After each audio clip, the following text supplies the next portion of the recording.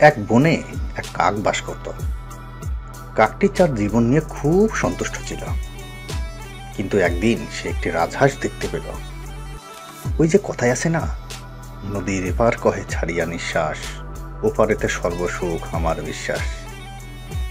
কাকটি ভাবলো, আহা, রাজহাঁস কতই না সুন্দর, নিশ্চয়ই সে এই পৃথিবীর সবচেয়ে সুখী পাখি। কাকটি তার এই ভাবনার কথা রাজহাঁসকে জানাল।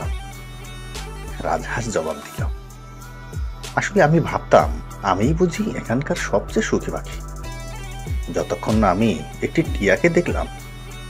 টিয়ার গায়ে আছে দু ধরনের রং, তাই এখন আমি মনে করি টিয়াই হলো সৃষ্টির মধ্যে সবচেয়ে সুখী পাখি। কাক এরপর গেল টিয়ার কাছে। টিয়া তাকে বলল, আমি ছিলাম খুব খুব সুখী, যতক্ষণ না আমি ময়ূরকে দেখতে পেলাম। আমার গায়ে তো মাত্র দুটি রং, আর ময়ূরের শরীরে কত বর্ণের না সমাহার।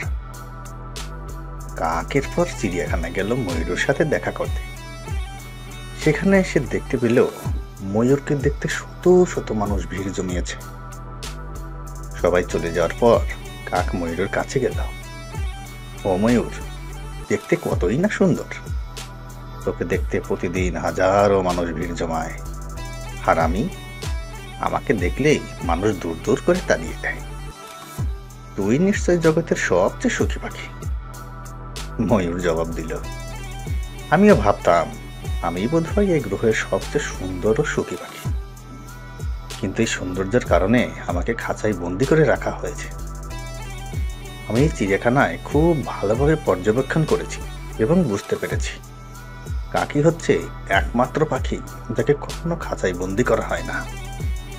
তাই গত কদিন যাবৎ আমি ভাবছি, ইস, আমি যদি কাক হতাম তাহলে যেখানে খুশি ঘুরে বেড়াতে পারতাম।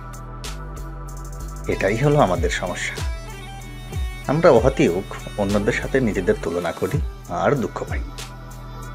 আল্লাহ আমাদের যা দিয়েছেন আমরা তার কোনো গুরুত্বই দিই না। এভাবে আমরা সকলেই দুঃখের দুষ্ট চক্রে পড়ে ঘুরপাক খেতে থাকি।